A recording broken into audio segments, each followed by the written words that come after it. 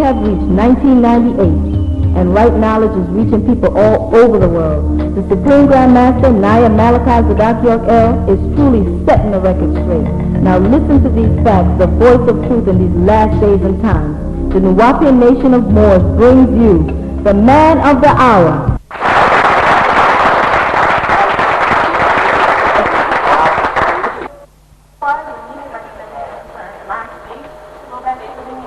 Well, meteorites coming May, November.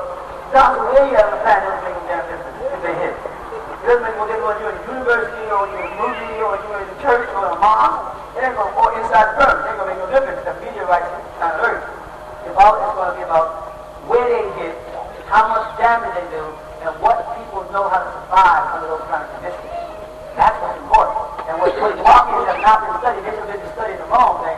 They have not been studying survival tactics. Good point. Let's take that point. Let's take that point. Let me just show you something. Take that point, okay? You with me? He said, I'm the only one on this planet. I'm not going away with you. I just want to stop at the word planet. I'm the only one on this planet. What's the name of it? Right? Why? No, I don't want you to cover. I want the heavens. Why is it Earth? Why is it called Earth? What does Earth mean? Earth means what? No, it doesn't. They don't give you a definition. They don't give you a definition of the word Earth in the English dictionary. They say from Old English, Old French, from Latin. They give you a bunch of sound Earth, but they don't give you a meaning of it. They don't give you a meaning. Why not? They might know. Well, why don't they want you to know the truth? And then what? But see, when I pass it on to you, and it's awakening something in your head, stirred or self-exposed, then it's like, hey, you leave me and you gotta go check it out. But the man that says, don't believe me. Check it out. What I really mean by that is don't believe anybody. When it's only me, it seems like you check out. Don't believe anybody. No, Shabbat, prove it. Prove to me if there's a tribe called Shabbat. Show me anywhere other than their lesson or their book where it doesn't exist. Anywhere. And if you say it's just better than the book of Israel, I'm the one that told them that. They didn't know that it was there. God said it years ago. You understand what I'm saying? And then 20 years later, people in the nation of Islam are quoting information that I put out back in the 70s, and you think they knew it. You know what I'm saying? And I give information to you that nobody else ever gave you. I say things and I use words purposely, like overstanding. So that when someone says it, you'll know it came from me and nobody else. No, I'm not doing real talk, I'm talking reality. But still, I'm being classified with men that ain't saying nothing new. Every now and then, you get a fool who gets on it and say, well, man, you ain't saying nothing that I can't read somewhere else. I say, really? Let me say something you can't read someplace else and then explain to me. All right? What's the word aqua mean? Aqua. Aqua means water. What's the word aqua? What's aquamarine? You know. It's a color. And, right, what's the last part of the word? Where's marina? Aquamarine, blue water. All right. What's the word aquarium? Tank of water. Okay, I'll give you that. What resides in an aquarium? Aquatic. You know what aquatic? Fish, sea creatures? Okay. Now, let's think now. I ain't gonna hold you long. Let's think about this. You wouldn't put a chicken in an aquarium. No, I'm dead serious. I'm serious. You would not put a chicken inside an aquarium. What would happen?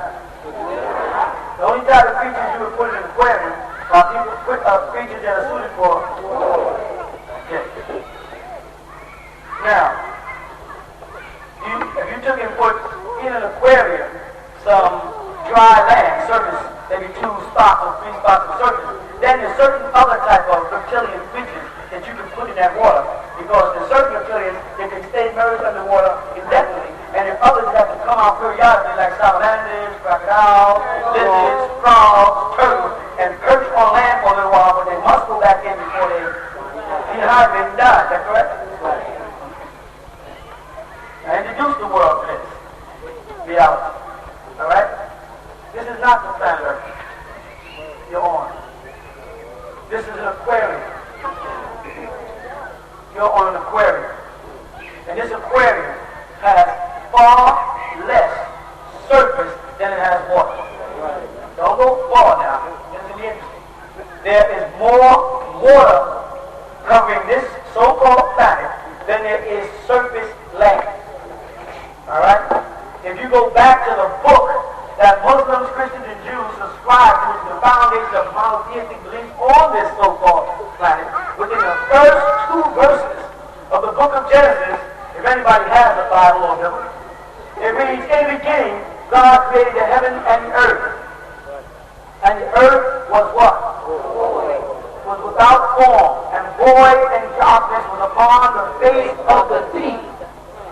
And as you analyze these words, you get a reading of void, boho, toho, darkness, kosher, upon the face, benin, of the deep sea. So the planet was dark. There was no light yet, but the 3rd verse he says, let there be light. The planet was dark. And there was no land, because he didn't say that the land appeared yet. The planet was all dark. And with that atmosphere of darkness, there was no form, there was no shapes, there was no monuments, no fountains, no hills, nothing but massive water, deep water. You hear me? And it says that the Spirit of God, and it says moved. But if you look it up, you find the word hovered over the Benin Moïse, over the surface, Benin surface of the water. Let me finish. So it appears that according to the Bible, Genesis 1, 2, and 3, that this place, the blue planet, was all water. And there was no light. It was void. And it was dark. And the water was extremely deep. No human being could have lived there. You hear me? Alright. And it says God, and the word they use there is Elohim. One word they grafted, of course, you know, from the Elohim, or Anunnaki, or the Netiru, of Egypt. Hovered. They hovered here above the water. This is what's there. This is what they got recorded. Then they said, let there be light. And there was light. And Elohim saw his light was good. His light was formed. It was told. It cooperated.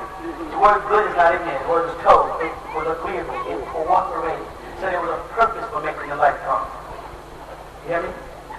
And that light was to create heat. And that heat was to create what? Vapor. Create steam so that the water could rise up.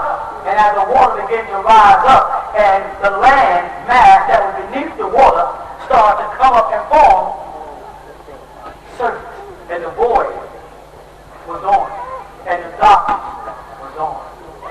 And the Spirit of the Lord covered.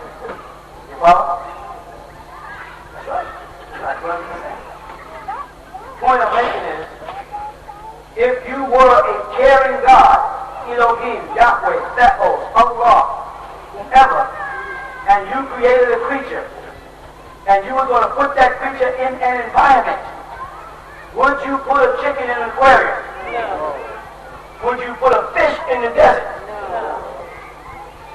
And you would know what type of creature they are by where they are placed by God. So if God placed man on the planet